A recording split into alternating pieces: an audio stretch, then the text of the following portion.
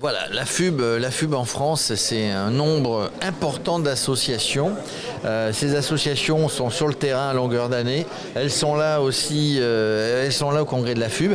On reçoit le vice-président de l'ADAVA, Frédéric Serre. Bonjour Frédéric. Bonjour Jérôme. Alors l'ADAVA c'est quoi? C'est une association d'usagers du vélo, on va dire ça comme ça, on va résumer. Sur Aix-en-Provence, c'est le pays d'Aix que je connais bien d'ailleurs et je connais bien l'ADAVA pour pas cacher puisque je suis sur Aix. Et on voulait parler un petit peu du vélo sur Aix et sa région. Alors, ça commence tout juste à se développer. On a pu convaincre les élus locaux de l'époque justement de faire plus de place au vélo parce que dans le sud-est, à l'instar de Marseille et des autres grandes villes de la région Provence-Alpes-Côte d'Azur, on a affaire à des congestions routières absolument épouvantables aux heures de pointe, sans compter une énorme pollution de l'air qui malheureusement tue plus qu'ailleurs en France. Et d'où l'importance vitale de développer des alternatives au tout-voiture, qui a été développée plus qu'ailleurs. Alors on a vu le baromètre des villes cyclables. J'ai l'impression que les villes du sud-est elles ne sont pas très présentes dans ce baromètre. Effectivement, on a tout juste réussi à tenir notre place, si on peut dire. Pour Marseille, j'ose même pas en parler. Et on a par contre quelques motifs de satisfaction. On a par exemple en Pays d'Aix la Roque d'Enterron qui se trouve dans le top 15 national de sa catégorie des petites villes et dans le top 3 régional. Alors donc c'est déjà un bon point. Quand on est une association comme ça, on travaille avec la commune, on travaille avec les métropoles, on travaille avec les collectivités, on est force de proposition. Est-ce qu'on est écouté? Au moins on est entendu. Ah.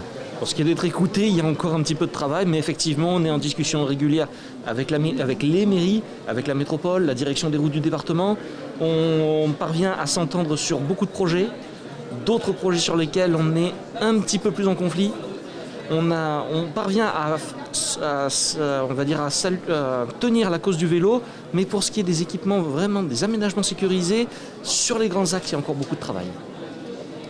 Votre association, elle est constituée de manière uniquement locale, ou est-ce que vous avez intégré la FUB, c'est sûr, mais comment finalement vous réussissez à vous consolider pour finalement un peu faire pression auprès justement des autorités locales? Alors d'une part, donc, on a notre siège à Aix-en-Provence, c'est là où on a notre atelier participatif entre autres. Nous sommes forts quand même de plus de 630 adhérents, je parle du dernier pointage à samedi dernier. On est la deuxième association des Bouches-du-Rhône. En parallèle à ça, non seulement on a créé une quinzaine d'antennes sur tout le pays d'Aix, que ce soit à Gardanne, à Tretz, au Pen Mirabeau, au Puy Saint-Préparade, partout dans le pays d'Aix, où on peut justement être plus en contact avec la population locale et surtout parler directement avec les élus locaux.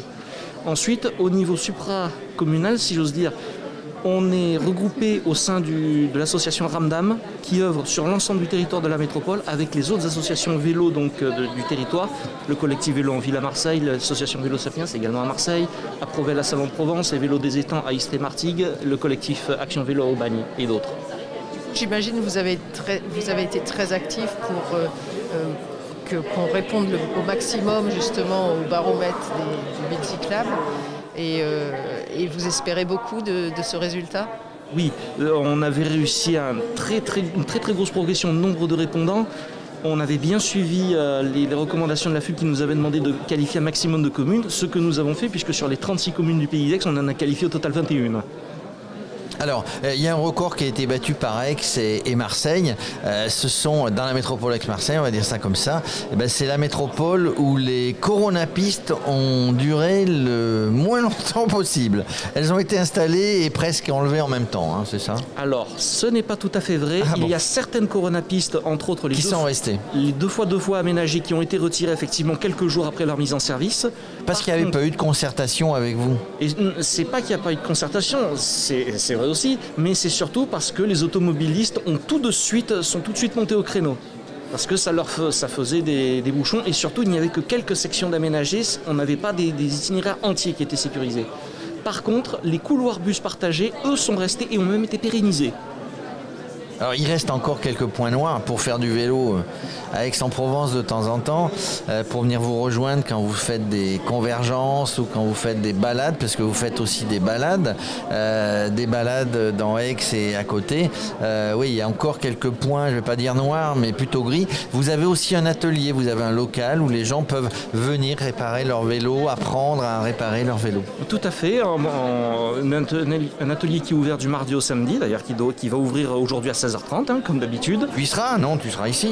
Non, je pars pas avant dimanche, mais je fais les permanences des samedis, moi. Bon, ça va. Donc vraiment, ça c'est bien perçu, ça aide vraiment les gens à bien utiliser leur vélo. Oui, nous sommes très connus des cyclistes aixois, il y a beaucoup de livreurs même qui viennent entretenir leur vélo chez nous.